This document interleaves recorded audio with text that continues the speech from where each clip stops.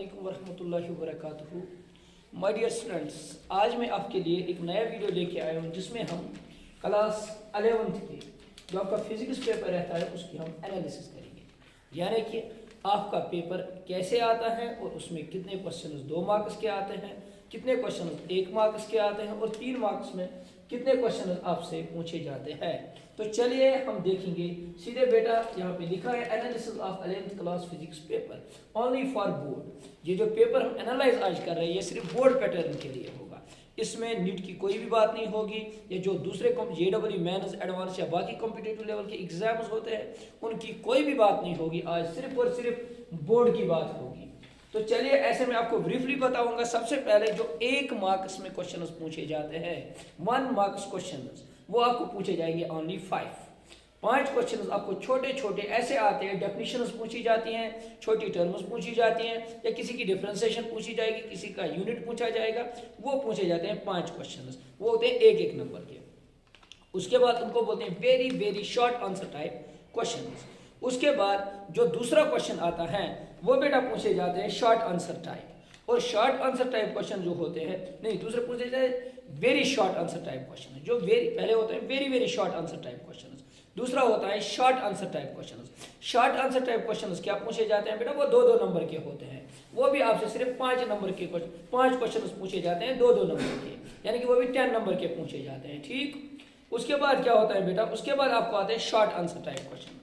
Short answer type question हमारे पास रहते हैं बेटा 11 question number 11 to question number 22। Almost ये बेटा हमारे पास 12 क्वेश्चन रहते हैं। तो इनमें कुल मिला के 36 मार्क्स होते हैं बेटा। उसके बाद होते हैं हमारे पास value based question. Value based question क्या होता है, एक पैराग्राफ आएगा, ये सारा हम अभी देखेंगे। इसमें ये मैं आपको प्रैक्टिकली दिखाऊंगा कैसे क्वेश्चन पूछा जाता है। एक वैल्यू बेस्ड क्वेश्चन जो होगा ये एक पैराग्राफ हमारे पास होगा। इस पैराग्राफ को क्या करेंगे, इसको हम एनालाइज करेंगे।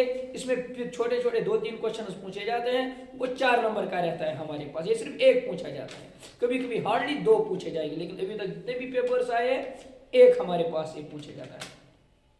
उसके बाद लॉन्ग आंसर टाइप क्वेश्चंस ये रहते हैं question number 24 to question number 26। और ये जो लॉन्ग आंसर टाइप क्वेश्चंस बेटा होते हैं इसमें हमारे पास चॉइस रहती है। क्या रहती है बेटा, इसमें हमारे पास चॉइस रहती है। वो चॉइस क्या रहते हैं, इसको आर होता है, या तो आपको ऊपर वाला पार्ट करना होता है या तो नीचे वाला, लेकिन वो एक ही चैप्टर में होते हैं। जो चॉइस रहती है वो सिर्फ एक चैप्टर में क्वेश्चन पूछे जाते हैं, 2 उनमें चॉइस रहती है। ठीक, तो आइए चलिए हम बेटा स्टार्ट करते हैं पहले से। पेपर कैसे आपको देखने को मिलेगा बोर्ड में और कैसे आप फिर उसको सॉल्व करोगे। तो चलिए हम स्टार्ट करते हैं यहाँ से। ये रहेगा आपका front page of your paper. जब आप पेपर हाथ में लोगे सबसे पहले आपको ऐसा देखने को मिलेगा बोर्ड एग्जामिनेशन पेपर 21। मैंने लास्ट ईयर का पेपर लिया है और मैं धीरे धीरे करके जितने भी क्वेश्चंस आए हैं अभी तक उनको सॉल्व भी करूंगा और मैं आपको दिखाऊंगा आपको कैसे इनको बेटा क्या करना है, यूज करना है। ठीक, तो चलिए सबसे पहले क्या है, सबसे पहले जो मैंने आपको बताया very very short answer type question. यहाँ पे आप देख सकते हो दिस इज फर्स्ट क्वेश्चन जो आपके पेपर में देखने को मिलेगा, very very short answer type question. और इनमें क्या होगा बेटा 1 मार्क्स ईच, ये 5 हमारे पास रहेंगे और हर एक क्वेश्चन में 1-1 मार्क्स रहेगा। तो चलिए देखते हैं। सबसे पहले यहाँ पे पूछा गया है evaluate integration of x³ dx। ये बहुत ही सिंपल है, मैंने आपको बताया था ड्यूरिंग लेक्चर भी मैंने आपको बताया था। ऑलमोस्ट ये हमारी इंटीग्रेशन में 90% ये फार्मूला यूज होता है। ठीक है, 90% ये वाला फार्मूला यूज होता है। सर क्यों, क्योंकि इंटीग्रेशन ऑफ x⁴n dx जब हम देखेंगे ये ऑलमोस्ट 90% हमारी थ्योरी में भी, हमारी डेरिवेशंस में भी, हमारे 11th 12th और इंटरनल्स में यूज होता है। और इसी पे सिंपली x³ की डिफरेंशिएशन वो integration, we know that it is x⁴ divided by 4। कैसे क्वेश्चन पूछे जाते हैं वो मैं आपको आगे बताऊंगा, सिर्फ पहले हम इसका पैटर्न देखेंगे। ठीक, ये सेशन 2-3 दिन चलेगा, लेकिन इससे हमें पूरी पिक्चर क्लियर हो जाएगी आंसर कैसे लिखना है, कहां से क्वेश्चंस पूछे जाते हैं। पहला क्वेश्चन ये पूछा गया और ये भी मैं यहां से आपको बताता चलूंगा कि बेटा ये जो क्वेश्चन होता है कौन सा, इंटीग्रेशन का जो क्वेश्चन होता है बेटा, इट इज मोस्ट इंपॉर्टेंट। इसमें दो ही, या तो बेटा आपको डिफरेंशिएशन में 1 नंबर का क्वेश्चन देखने को मिलेगा, या तो आपको बेटा इंटीग्रेशन में हर साल 1-1 मार्क्स का क्वेश्चन देखने को मिलेगा। इसमें क्या सिंपली जो रूल्स मैंने आपको लिखवाए हैं, rules for integration and rules for differentiation, उनको याद रखना है। उन रूल्स पे ये 1 नंबर का क्वेश्चन पूछा जाता है।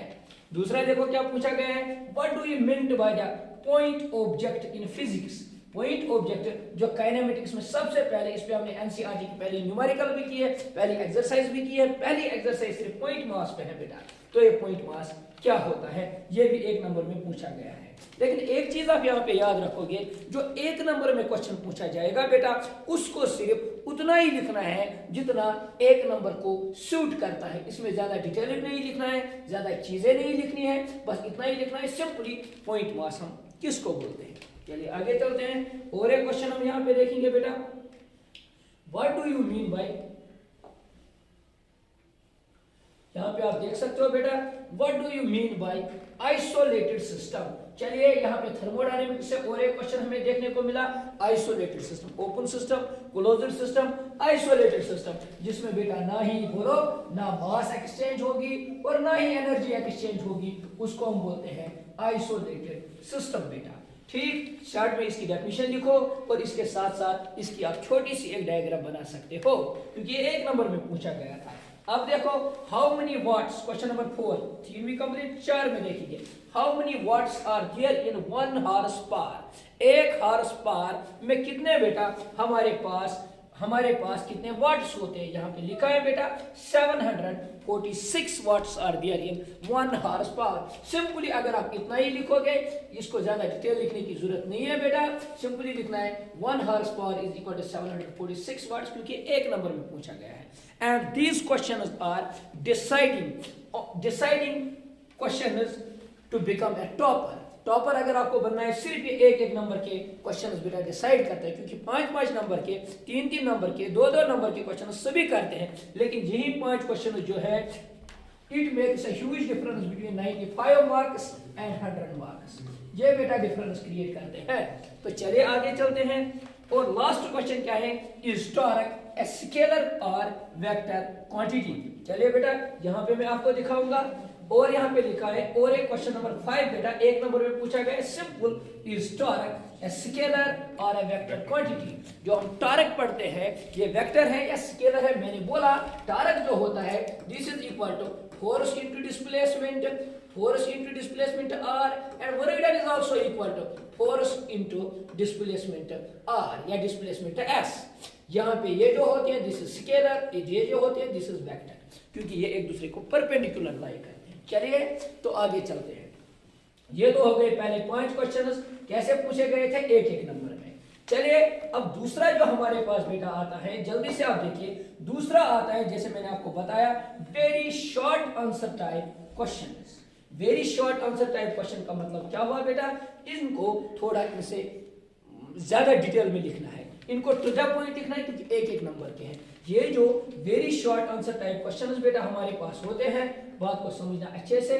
ये जो हमारे पास very short answer type questions होते हैं, अच्छे से देखना बेटा, इनको वहीं से ब्रैकेट में आपको लिख के है, इनको 2-2 नंबर होते हैं हर एक क्वेश्चन में, और पहले क्वेश्चन में 1-1 नंबर के क्वेश्चन को आपको कहीं पे भी चॉइस नहीं मिलती है, और इनमें आपको बेटा इनमें भी आपको कोई भी चॉइस नहीं मिलती है। सबसे पहले what is difference between angstrom, angstrom unit में एंड एस्ट्रोनॉमिकल यूनिट में क्या डिफरेंस है, ये 2 नंबर में पूछा गया है। एंगस्ट्रॉम हम जानते हैं, इट इज सिंपली 1 एंगस्ट्रॉम जो होता है, ए नॉट से हम इसको दिखाते हैं, एंगस्ट्रॉम ये ऑलवेज इक्वल टू होता है 10 रेज़्ड पावर -10 मीटर के बराबर होता है। यहाँ पे गिवन भी है, यहाँ पे लिखा भी होगा, मैं हाइलाइटर से आपको दिखा सकता हूँ। 1 angstrom is equal to, sorry, हाँ, 1 angstrom is equal to 10 raised power -10 meter. इतना ही आप लिख सकते हो, 1 angstrom is equal to 10 raised power -10 meter, that is all. और एस्ट्रोनॉमिकल यूनिट क्या होता है, simply the distance between sun just wait, the distance between sun and जो अर्थ के बीच में डिस्टेंस होते हैं बेटा, इसको हम बोलते हैं 1 astronomical unit, that is equal to 1.496 into 10 raised power 11 metre, और इसको शॉर्ट में हम लिखते हैं 1.5 into 10 raised power 11 मीटर। ये 2 नंबर में पहला क्वेश्चन पूछा गया है। तो चलिए थोड़ा आगे चलते हैं हम बेटा। इसके आगे और एक क्वेश्चन जो 2 नंबर में पूछा गया, क्वेश्चन नंबर 6। ये क्वेश्चन पूछा गया what is average velocity. Average velocity means total displacement. Velocity क्या होती है? Simply displacement divided by time. Total displacement divided by total time is known as average velocity. और दूसरा आ रहा है इंस्टेंटेनियस वेलोसिटी। इंस्टेंटेनियस वेलोसिटी हो, इंस्टेंटेनियस करंट हो, इंस्टेंटेनियस में कोई भी चीज होती है, ये आती है always for a particular unit of time, for a particular unit of time, यानी कि पर second. Particular unit of time के लिए जो हम देखेंगे दैट इज इंस्टेंट। बहुत इजी क्वेश्चन है बेटा। अब हम आएंगे बेटा, बताइए काइनेटिक एनर्जी क्या होती है और पोटेंशियल एनर्जी क्या है। फिर से दो अगर हम अभी तक जितने भी हमने दो दो मार्क्स के क्वेश्चन देखे हैं, 3 देखे हैं अभी तक, तीनों में बेटा सिर्फ 2 मार्क्स में सिर्फ डेफिनेशंस पूछी गई है। डेफिनेशन के अलावा अभी है ही नहीं कुछ। अभी मुझे कोई ऐसी चीज देखने को ही नहीं मिली जिससे मैं कह सकता हूं बेटा कि कोई ऐसी चीज कॉन्सेप्चुअल चीज, कोई न्यूमेरिकल, कुछ सिर्फ डेफिनेशंस पूछे जाते हैं। Kinetic energy half of mv square, जब भी कोई बॉडी बेटा वेलोसिटी में होती है, इसके साथ एक प्रॉपर्टी एसोसिएट होती है, दैट इज नोन एज बेटा काइनेटिक एनर्जी। वो काइनेटिक एनर्जी का formula half of mv square, इसका यूनिट लिखो, इसका डायमेंशनल फार्मूला लिखो, उतना काफी है। इसमें डायमेंशन m1L2T⁻⁻², यूनिट इसका क्या है बेटा? kg मीटर स्क्वायर पर सेकंड स्क्वायर। उसको बेटा हम क्या बोलते हैं? जूल बोलते हैं। चलिए आगे चलते हैं। पोटेंशियल एनर्जी सिंपली आप यहाँ पे mgh भी लिख सकते हो या ऐसे भी लिख सकते हो बेटा, this is potential energy. When ever configuration of a body changes, उसको हम बेटा बोलते हैं पोटेंशियल एनर्जी। चलिए बहुत इजी क्वेश्चन था, आगे चलते हैं बेटा।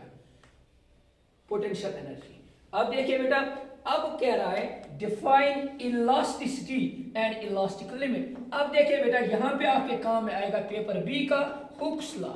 पेपर बी का कौन सा? Hooke's law. अगर आप लोगों ने अच्छे से पढ़ा होगा तो यहाँ पे आपको आराम से क्लियर होगा कि इलास्टिसिटी क्या होती है। It is property of the material. हम किसी मटेरियल को खींचते हैं, वो टूटता नहीं है, वो वापस आता है। वो जो प्रॉपर्टी उसमें होती है, अपनी ओरिजिनल शेप को रिगेन करना, ओरिजिनल साइज को रिगेन करना, उसको हम बेटा बोलते हैं इलास्टिसिटी। और ये इलास्टिसिटी एक ना एक दिन जब हम लोड ज्यादा लगाते हैं, ज्यादा एक टाइम आता है ये टूट ही जाता है। जब ये टूटेगा वापस नहीं आएगा, जहां तक ये वापस आएगा that is known as elastic limit. इस इलास्टिक लिमिट के बाद ये वापस अपनी original shape, original size, in short original configuration में नहीं आएगा, that is known as elastic limit. यहाँ पे आप ग्राफ भी उसका बना सकते हो जो मैंने आपको दिखाया था। यहाँ से ऐसे बेटा, फिर ऐसे दिखाएगा, दिस इज नोन एज बेटा इलास्टिक लिमिट। फिर लिखना अपर यील्ड, लोअर यील्ड, उतना नहीं लिखना, यहाँ पे सिर्फ इतना आप चार्ट बना सकते हो। चलिए तो आगे चलते हैं। क्वेश्चन नंबर 10 को हम देखते हैं बेटा। What do we mean by simple harmonic motion? हम किसको बोलते हैं बेटा? What are basic characteristics of the simple harmonic motion? Simple harmonic motion की मैंने आपको प्राइमरी एंड फंडामेंटल कंडीशन बोली थी। जहां पे भी फोर्स लगेगा बेटा, फोर्स होगा directly proportional to negative of the displacement. Force होगा directly proportional to negative of the displacement. उस वाली चीज को हम बेटा बोलते हैं सिंपल हार्मोनिक मोशन। चलिए आगे इसके कैरेक्टरिस्टिक्स लिखे हैं यहाँ पे बेटा। The motion of the particle should be periodic, it is oscillation should be. ये बेटा ये 2 नंबर में लिखना है, ज्यादा बड़ा चढ़ा के लिखने की कोई जरूरत नहीं है, सिंपली आप लिख सकते हैं। अब आ गए हम तीसरे पार्ट में। 2 पार्ट कंप्लीट, फिर से मैं जल्दी से रिपीट करूंगा। सबसे पहले आपको मिलेंगे एक नंबर के क्वेश्चंस, एक नंबर के क्वेश्चंस, वो 5 मिलेंगे, तो 5 नंबर में छोटा छोटा लिखना है। फिर हम आगे गए थे बेटा, इसमें ये सारे क्वेश्चन हमें देखने को मिलेंगे। अब आएंगे very short answer type questions, इसमें 2 नंबर के सिंपली डेफिनेशंस पूछी गई हैं। एक की डेफिनेशन, दूसरे की डेफिनेशन, एक की डेफिनेशन, दूसरे की डेफिनेशन। अब हम आगे जाएंगे बेटा। इसके बाद हम आ गए अपने third part of the physics में। सर बताइए किसमें? अब हम आ गए 3 मार्क्स के क्वेश्चंस पे। 3 मार्क्स के क्वेश्चंस में कौन से questions? Short answer type questions. तो शॉर्ट आंसर टाइप क्वेश्चंस में सबसे पहले हमें पूछा गया है बेटा differentiation of sin x by एब्लिशो मेथड। बेटा ये क्वेश्चन जो यहाँ पे है, ये जो क्वेश्चन यहाँ पे है बेटा, इसको मैं लिख दूंगा, this is most important question. ये क्यों आपने सर लिखा मोस्ट इंपॉर्टेंट? ये इसीलिए मैंने लिखा मोस्ट इंपॉर्टेंट क्योंकि ये जो क्वेश्चन है y is equal to sine x या y is equal to cos x बेटा, इन दोनों की डिफरेंशिएशन आमतौर पे बाय एब इनिशियो मेथड रिपीट होती है, हर बार पूछी जाती है बेटा। इसको बार बार आप प्रैक्टिस करो और अच्छे से इसको सीखो। पहले लिमिट देनी है, फिर डिफरेंस, सॉरी सबसे पहले इनको क्या करना है, इंक्रीमेंट देना है, फिर इनको डिफरेंस करनी है, फिर लिमिट देनी है, फिर एक फार्मूला लगाना है। तो नीचे से हमारा आंसर आता है बेटा y is equal to cos x and y is equal to sin x। These two फॉर्मूले आर वेरी वेरी इंपॉर्टेंट बेटा, इनको बहुत ही अच्छे से आप देख लीजिए। ये 3 नंबर में पूछा जाता है, ठीक। तो चलिए आगे बेटा, और एक क्वेश्चन हमारे पास क्या है, ये तो यही है बेटा, इसका सोल्यूशन है y is equal to sin x, जो मैंने आपको ड्यूरिंग लेक्चर्स दिखाया है बेटा। यहाँ तक हाफ सोल्यूशन है। अब इसके बाद आप लिख सकते हो, यहाँ तक इसका पूरा सोल्यूशन है। और मैंने पहले भी बताया, this is most important, this is most important बेटा, ये अक्सर पूछा जाता है। देखो क्वेश्चन नंबर 12 को हम एक बार देखेंगे। To check the correctness of the equation, मैंने आपको कराई है बेटा, ये simply comes applications of dimensional analysis, applications of dimensional analysis. तो डायमेंशनल एनालिसिस की जो एप्लीकेशंस है, ये अगर लेफ्ट हैंड साइड के डायमेंशंस बेटा राइट हैंड के डायमेंशंस के बराबर होंगे तो इसको बेटा हम क्या बोलते हैं, then this is dimensionally correct. अगर बेटा फोर्स के m1 l1 t⁻⁻2 इनके डायमेंशंस के बराबर नहीं होंगे तो this is not dimensionally correct. यहाँ पे प्रूफ भी इसका है, this equation is dimensionally correct, और ये हमने क्लास में भी किया है। चलिए आगे चलते हैं। बहुत सिंपल है बेटा, ये यही क्वेश्चन है 12, ये तो हमने किया। क्वेश्चन नंबर 13 देखो बेटा, यहाँ पे न्यूमेरिकल पूछा गया है। अभी तक जितने भी हमने क्वेश्चंस देखे हैं, किसी में कोई भी न्यूमेरिकल नहीं पूछा गया था। It is the first question जहां पे आपको न्यूमेरिकल देखने को मिलता है। A stone weighed 3 kg, यानी कि मास इज गिवन बेटा, मास इज गिवन बेटा 3 kg। तो यहाँ पे मैं लिखूंगा mass is equal to 3 kg। बहुत अच्छा, चलिए आगे चलते हैं बेटा। And tied with a string is being rotated in a horizontal circle. एक हॉरिजॉन्टल सर्कल में हम एक मास को घुमाते हैं, ये मास है बेटा 3 kg। चलिए आगे बेटा, और क्या कह रहा है, टाइड विद अ स्ट्रिंग, इसको एक स्ट्रिंग से हमें इन अ हॉरिजॉन्टल सर्कल, यानी कि सर्कल में हम इस मास को घुमाते हैं हॉरिजॉन्टल सर्कल में। चलिए ठीक है, अब 120 centimetre, horizontal circle of 120 centimetre with a velocity of, इसने सीधे लिखा 120 सेंटीमीटर, यानी कि ये 120 सेंटीमीटर का रेडियस आ गया 120 सेंटीमीटर। बहुत अच्छा, तो चलिए आगे बेटा, with a velocity of 500 meters per second. बहुत अच्छा, कह रहा है इसकी जो वेलोसिटी है, इसकी जो वेलोसिटी है मेरे बच्चा, that is equal to 120 meter per second. ठीक, find the total force with the tied breaks the stone to here. इसको क्या फोर्स लगेगा बेटा, एम वी और आर के बीच में रिलेशन बताओ। सेंट्रीपिटल फोर्स लगेगा बेटा, that is known as F is equal to M V square divided by R. अगर किसी को फार्मूला भी नहीं पता है, यहाँ पे ऊपर वाली इक्वेशन में पहले ही फार्मूला गिवन है पहले वाले क्वेश्चन में, तो क्या लिखेंगे, mass is given, velocity is given, R is given. लेकिन यहाँ पे हमें एक गड़बड़ इन्होंने की है, इन्होंने आर को लिखा है सेंटीमीटर में। First we have to convert it, R is equal to conversion जो मैंने दूसरा बताया था, that is equal to 120 beta, centi stands for 10⁻⁻2 and meter stands for meter, or put the values, we will get the answer। चलिए आगे बेटा, ये इसका आंसर है बेटा यूजिंग, तो ये आ गया इसका आंसर, m का v का वैल्यू और इसका value, this is our answer. इसके बाद क्वेश्चन नंबर 14 को देखो बेटा, state and explain law of conservation of linear momentum.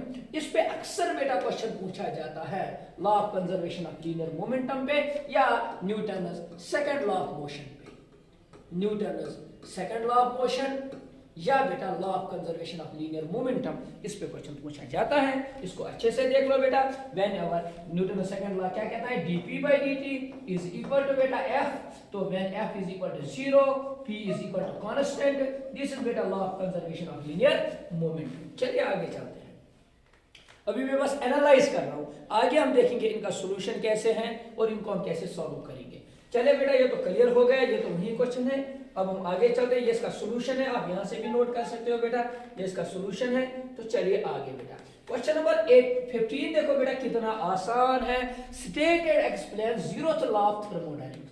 Law of thermodynamics में जो हमने 3 लॉ पढ़े, जीरोथ लॉ पढ़ा बेटा, फर्स्ट लॉ पढ़ा बेटा, एंड कौन सा लॉ पढ़ा बेटा, सेकंड लॉ पढ़ा। इन तीनों लॉज में से हर साल एक लॉ का स्टेटमेंट पूछा जाता है। ठीक है बेटा, अगर एक सिस्टम थर्ड सिस्टम के साथ क्या है, थर्मल इक्विलिब्रियम में, बी सिस्टम भी थर्ड सिस्टम के साथ थर्मल इक्विलिब्रियम, तो वो दो आपस में थर्मल इक्विलिब्रियम में होंगे। वहां पे मैंने ये डायग्राम आपको दिखाई थी, this is statement for the zeroth law of thermodynamics. और मैंने ये भी बताया था बेटा, zeroth law of thermodynamics gives us concept of temperature. तो टेम्परेचर का कांसेप्ट हमें जीरोथ लॉ ऑफ थर्मोडायनेमिक्स से ही मिलता है।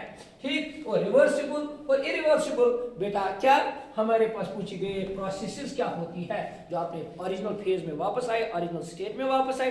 रिवर्सिबल जो नहीं आए तो उनको बोलते हैं इरिवर्सिबल। मोस्ट इंपॉर्टेंट, इस चीज को आप देखोगे बेटा, इस चीज को आप देखोगे, this is I am repeating once again बेटा, this is most important and this question is asked frequently, not once, not twice, but frequently in your board exam. What is kinetic interpretation of temperature? ये मैंने आपको लिखवाया भी है और मैंने उस टाइम सिट्रस देके आपको इसकी डेरिवेशन बताई थी। Simply, what is equation for the pressure on the basis of kinetic theory, ऐसे पूछा जा सकता है। शो दैट, यहाँ पे मैं आपको दिखाऊंगा बेटा, show that pressure is equal to PV is equal to this thing, या PV is equal to 2/3E। आपको ये बेटा गिवन होगा, ये गिवन होगा, कुछ भी गिवन होगा, या show that kinetic energy of molecules is directly proportional to temperature. ऐसे क्वेश्चन पूछा जा सकता है, वर्डिंग डिफरेंट होगी but answer will be same. तो इस क्वेश्चन को एक बार आप फिर से देखो बेटा, this is one of the most important question, और ये इसका सोल्यूशन है। चाहे आप ऐसे लिखोगे, चाहे आप वैसे लिखोगे जैसे मैंने आप लोगों को लिखवाया है। तो चलिए इसके बदले और एक क्वेश्चन भी पूछा जाता है, what are postulates of kinetic theory of gases. जो काइनेटिक थ्योरी ऑफ गैसेस हैं बेटा, उसके पोस्टुलेट्स क्या हैं उसको भी अच्छे से आप देख लेना। चलिए तो आगे चलते हैं, यहाँ पे भी आप लिख सकते हो। आगे वाला जो क्वेश्चन है बेटा, what do you understand by the mean free path. बहुत इजी क्वेश्चन है बेटा। मीन फ्री पाथ से आप क्या अंडरस्टैंड करते हो बेटा? मीन फ्री पाथ से हम सिंपली अंडरस्टैंड करते हैं बेटा, जो भी दो मॉलिक्यूल्स के दरमियान जब मॉलिक्यूल मूव करता है from one body to another body, जो वहाँ पे वो खाली जगह रहती है, उसको सिंपली हम बोलते हैं फ्री पाथ। फिर सबकी फ्री पाथ को हम देखते हैं, जब हम वो निकालते हैं उसी को हम बोलते हैं मीन। जब हम सबको तो मीन फ्री पाथ बोलते हैं। ठीक, बहुत ही अच्छा। फाइंड द अमाउंट ऑफ, अब न्यूमेरिकल और एक देखने को मिला। अगर आपने एक रियलाइज एक चीज की होगी, अभी तक जितने भी क्वेश्चन, स्टिल क्वेश्चन नंबर 19 मुझे सिर्फ एक न्यूमेरिकल देखने को मिला, वो भी बहुत इजी पूछा गया था। F is equal to mv square divided by r पे पूछा गया था। सिर्फ r में मुझे कन्वर्शन करना था, बाकी सारे के सारे बहुत आसान थे। अब मुझे यहाँ पे दूसरा न्यूमेरिकल देखने को मिलता है। अब दूसरा न्यूमेरिकल मेरे पास आया, question number 19, find the amount of work done. अब देखो क्या मांग रहा है बेटा, वर्क डन मांग रहा था by the labour carrying 10 bricks each of. एक लेबर है मेरे पास, सिंपली एक डायग्राम में बना देता हूँ। इस लेबर के सर पे 10 ब्रिक्स है बेटा, मैं यहाँ पे बना सकता हूँ रफली 10 ब्रिक्स है इसके सर के ऊपर। तो अब क्या कह रहा है बेटा, हर एक ब्रिक का मास कितना है 1 kg, तो 10 की सिंपली हो गई, मास हमें गिवन है बेटा 10 kg। बहुत इजी है। चलिए आगे चलते हैं बेटा। The roof of the house 5 meter high, इसको रूफ ऑफ द हाउस को पहुंचाना है जो 5 मीटर हाई है बेटा। ठीक, हाई। अब क्या कह रहा है बेटा, क्लाइंबिंग टू द लेडर। इसको बेटा कहां से चलना है, इसको बेटा यहाँ पे एक सीढ़ी लगी हुई है, इसको सीढ़ी के जरिए इसको ऊपर पहुंचाना है 5 मीटर। तो वर्क डन किसके बराबर होता है, सिंपली वर्क डन का फार्मूला होता है, फिर दो सर बहुत इजी है, work done is equal to force into displacement. Force कितना लग रहा है बेटा, mg लग रहा है, और डिस्प्लेसमेंट है m तो मुझे गिवन है बेटा 10, g तो मुझे पता है 10, और डिस्प्लेसमेंट तो मुझे पता है 5। Put the values, you will get the answer. यहाँ पे देखो 1 into 10 into 10 9.8, आप सीधे 10 लिखो into 5, your answer will be 500 joules. अगर एग्जैक्टली लिखोगे 490 जूल्स। बहुत इजी क्वेश्चन था। Find the acceleration due to gravity variation with the altitude. बहुत ही अच्छा बेटा, मैंने आपको बोला था variation of acceleration due to gravity, इसके 3 केसेस हैं। कितने केसेस हैं बेटा? 3 केसेस। एक ऑल्टीट्यूड, दूसरा रोटेशन ऑफ द अर्थ, जब अर्थ रोटेट करते हैं तो कितना चेंज होता है, तीसरा मैंने बोला था shape of the earth. The shape of the earth is elliptical, its radius varies on pole as well as on the equator। तो मुझे देखना है बेटा इन 3 केसेस में से कोई एक केस आपको पूछा जाएगा, 1, 2 या 3, तो हमें ऑल्टीट्यूड में 2 केसेस फिर आते हैं, हाइट और आता है डेप्थ। तो इसने ऑल्टीट्यूड पूछा है, यहाँ पे ख्याल रखना वेरिएस विद ऑल्टीट्यूड, आपको हाइट का भी निकालना है बेटा, आपको डेप्थ का भी निकालना है। तो ऐसे हाइट डेप्थ हम क्या करेंगे, हमने तो हाइट और डेप्थ पढ़ा है, मैंने लिखवाया वहां पे both are cases of altitude. चलिए बेटा इसकी डेरिवेशन हमने की है, बहुत आसान है, मैं इस पे ज्यादा टाइम नहीं लूंगा।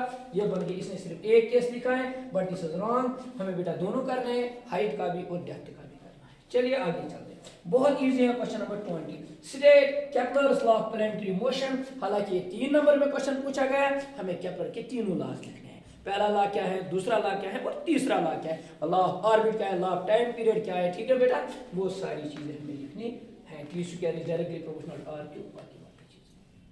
देखो बेटा क्वेश्चन नंबर 22 बहुत ही इजी, मुझे बताइए टर्म वेवलेंथ, फ्रीक्वेंसी और एम्पलीट्यूड ऑफ द वेव क्या होता है। बेटा देखो कितना आसान क्वेश्चन पूछा गया है। वेवलेंथ क्या होती है, the distance between 2 particles which are oscillating in the same phase, the distance between 2 crust structures is called a wavelength। frequency number of cycles per unit time। फिर इक्वेशन दिखाओ बेटा, frequency is equal to 1/t, इसका SI लिखो बेटा per second, that is known as hertz, इसका dimension और बाकी चीज और amplitude maximum displacement from either side. बहुत इजी है बेटा। अब देखो बेटा वैल्यू बेस्ड क्वेश्चन, ये सिर्फ आपको एक पूछा जाता है और ये 4 नंबर में पूछा जाता है। एक ही क्वेश्चन पूछा जाएगा पूरे पेपर में, सिर्फ एक बेटा, और ये 4 नंबर में आता है। यहाँ पे आपको एक पैराग्राफ गिवन होगा, एक पूरी डिटेल में आपको एक पढ़ना है, और इसको बेटा इसमें से आपको 1-2 क्वेश्चन निकाल के देंगे लास्ट पे। आप हमें बताओ ये रोटेशनल वेक्टर है, वेक्टर है, पूरी डिटेल आपको पढ़नी है। ये डिटेल पढ़ के आपको समझ में आएगा कि ये जो नीचे क्वेश्चन है बेटा, ये वेक्टर है, ये स्केलर है, डिस्प्लेसमेंट, ये आपको तब जाके समझ में आएगा जब आप इसको डिटेल में पढ़ोगे। दिस इज बेटा conceptual question, this whole statement is based on your concepts. आपके कॉन्सेप्ट्स कितने क्लियर हैं, तब जाके आप इसको बेटा इसका आंसर लिख सकते हो। चलो हो गया ये भी। अब हम आते हैं लास्ट क्वेश्चन पे, last question that is long answer type question, बहुत ही इंपॉर्टेंट। लास्ट क्वेश्चन पे अब मैं आ रहा हूं, that is long answer type question, और ये होता है 5 नंबर का बेटा। ये होता है कितने नंबर का, 5 नंबर का, बहुत ही इंपॉर्टेंट। चलिए बेटा 5 नंबर में सबसे पहले बी पेपर में बल्क प्रॉपर्टीज ऑफ मैटर, उसका एक टॉपिक है बेटा फ्लूइड डायनामिक्स। फ्लूइड डायनामिक्स में पूछा गया है कैपिलरिटी क्या है बेटा, expression for the capillary rise, जो हमने पढ़ा है बेटा। जब भी हम एक कैपिलरी ट्यूब को बेटा इंसर्ट करते हैं एक फ्लूइड के अंदर, चाहे ये फ्लूइड लिक्विड हो चाहे बेटा क्या हो, 2 हमारे पास हो सकते हैं, या तो मेरे पास बेटा यहाँ पे वाटर हो सकता है, या तो मेरे पास बेटा Ag यानी कि मरकरी हो सकता है, किसी में ये राइज होगा, किसी में ये फॉल होगा। In both the cases we will call it capillary. इसको हम बोलते हैं कैपिलरी एक्शन या कैपिलरिटी। इस ट्यूब को हम बोलते हैं कैपिलरिटी, और ये जो फिनोमेना होता है इसको बोलते हैं कैपिलरी। ठीक, तो इसका एक्सप्रेशन निकालना है, ये कितना ऊपर चला जाएगा, इसके H के लिए एक्सप्रेशन निकालना है। तो H के लिए एक्सप्रेशन ऑलरेडी हमने निकाला है बेटा, वो तो आप लोगों को पता है। तो यहाँ पे मैं एक बार लिख भी देता हूँ, H इज इक्वल टू, बोलो बेटा 2 sigma cos theta divided by rho g and r।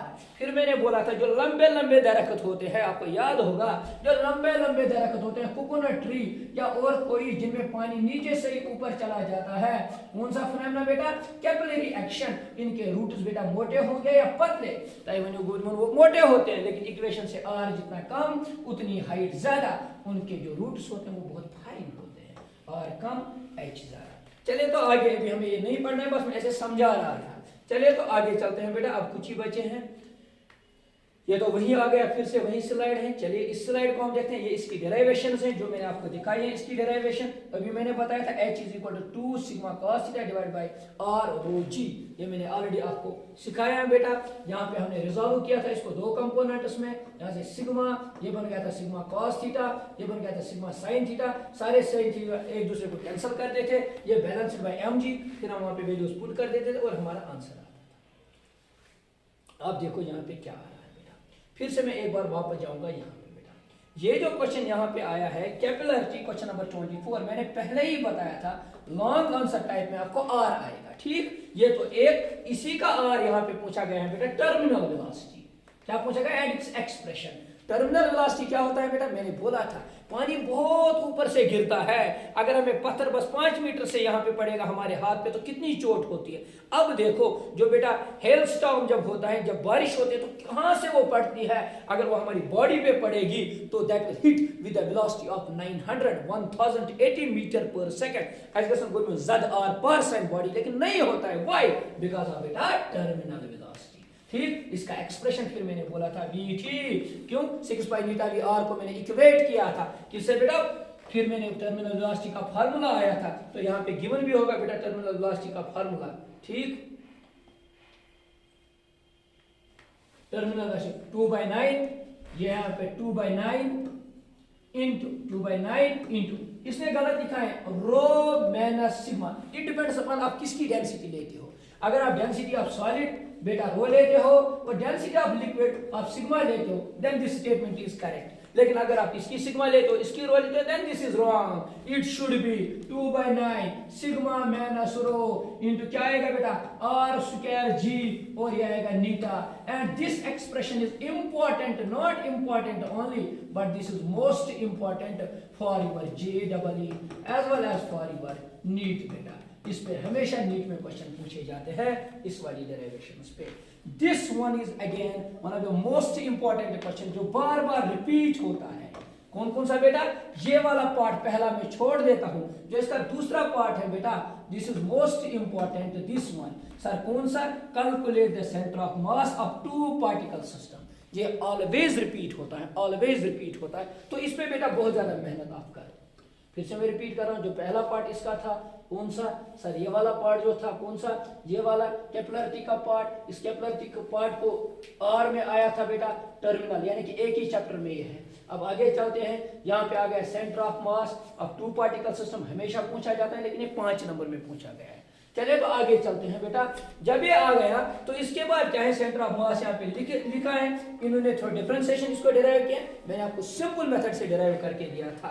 तो चलिए आगे चलते हैं बेटा, इस वाले पार्ट को हम देखते हैं। जैसे इसी को और पूछा गया है बेटा, what are significance of moment of inertia.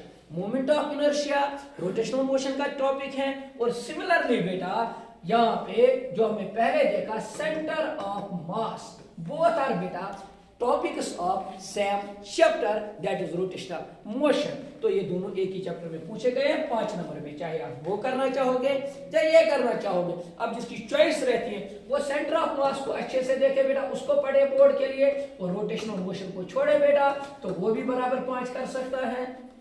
और कोई ऐसा कर सकता है इसको अच्छे से पढ़ सकता है तो इसको छोड़ सकता है। कोशिश करे कि दोनों पढ़े, बहुत आसान से क्वेश्चन आते हैं। तो चलिए बेटा आगे चलते हैं बेटा। अब इसमें देखो बेटा पीरियडिक मोशन पूछी गई है, मैं लिखूंगा ऊपर पीरियडिक मोशन क्या होती है, और इसके बेटा एग्जाम्पल्स कुछ लिखनी है। Period is related to time, जो after fixed interval of time repeat अपनी मोशन को करेगा उसको बोलते हैं पीरियडिक मोशन। जैसे अर्थ बेटा आफ्टर 265 डेज एंड 6 आवर्स फिर से वही सीजन, फिर से वही साल स्टार्ट करता है, दैट इज पीरियडिक मोशन। जैसे मैंने बोला था मून कौन सी मोशन? Periodic motion. 28 दुई पत बेगुबर में सुई मोशन करा स्टार्ट, पीरियडिक मोशन बोलता है। प्रोग्रेसिव वेव क्या होती है बेटा?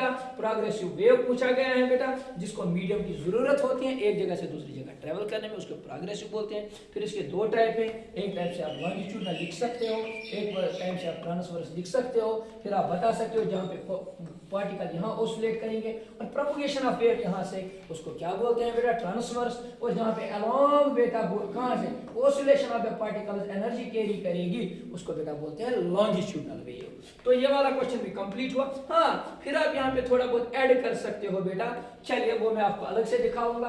फिर आप ऐड कर सकते हो, आप बेटा यहाँ पे लिख सकते हो इक्वेशंस ऑफ क्या, आप सिंपली लिख सकते हो इक्वेशंस ऑफ वेव। बोर्ड को थोड़ा ओपन होने में टाइम लगेगा। अब आप थोड़ा इक्वेशन ऑफ वेव लिख सकते हो, इसको बढ़ा चढ़ा के लिख सकते हो बिकॉज इट कंटेन्स 5 नंबर। लेकिन एक चीज हम यहाँ पे एनालाइज करेंगे बेटा, we will analyse one thing.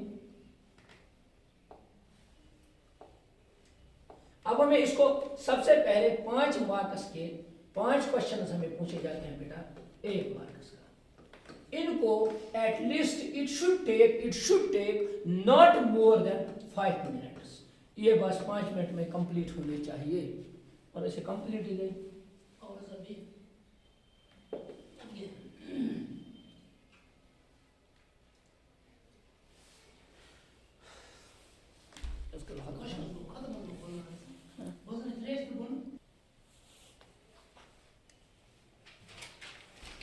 अब हम यहाँ पे इस पेपर को एनालाइज करते हैं। तो चलिए बेटा जल्दी जल्दी से हम इसको एनालाइज करते हैं। तेज तेज में लिखूंगा। 1 मार्क्स के 5 क्वेश्चन पूछे जाते हैं बेटा। इन 5 क्वेश्चन को हार्डली आपको 5 मिनट लगने चाहिए। 5 मिनट छोड़ो, इसको 2-3 मिनट लगने चाहिए। अब देखो बेटा 6 to 10 फिर से आपको 2 मार्क्स के पूछे जाएंगे बेटा। कितने क्वेश्चन? फिर से 5 क्वेश्चन। ठीक, चलिए बेटा आगे चलते हैं। इनको भी बेटा इन 5 क्वेश्चन में सिर्फ डेफिनेशंस पूछी जाती हैं। इस डेफिनेशंस में बेटा क्या, it should take not more than 7 minutes और 8 मिनट्स। टाइम पहले से ही बेटा नोट करके रखना कि किसमें कितना टाइम लगना चाहिए। इससे 11 से 22 तक, 11 से 22 क्वेश्चन तक बेटा ऑलमोस्ट ये 13 क्वेश्चन 12 क्वेश्चन पूछे जाते हैं। ये 3 मार्क्स के होते हैं। अगर आप कितना भी सजा के लिखोगे, it should not take more than half hour. सिर्फ हाफ आवर लगना चाहिए बेटा इसको सॉल्व करने में। इसको आज से प्रैक्टिस करो, हमें कितना आता है और कितना टाइम लगता है। फिर उसके वैल्यू बेसिस जो है, it will take you hardly 5 minutes. आपको 3 घंटे का टाइम होता है, इसको 5 मिनट्स लगेंगे। 5 मिनट्स में आपके 4 नंबर पक्के बनेंगे बेटा। उसके बाद क्या 24 से 26, अब क्या 24, 25, 26 जो ये 3 मार्क्स हैं बेटा। अगर आपको इसको लगेंगे 20 मिनट्स भी, 30 मिनट्स भी, नो वेरीज एट ऑल। उसके बाद जो टाइम बचेगा उसमें फिर से रिपीट करो जो जो चीज़ें मैंने लिखी हैं, क्या वो सही है या गलत है। आज के इस सेशन में इतना ही होगा। नेक्स्ट वीडियो में मैं आपको बताऊंगा और किस किस टाइप के क्वेश्चन आते हैं और उनको हम कैसे सॉल्व करेंगे। टिल देन अल्लाह हाफिज।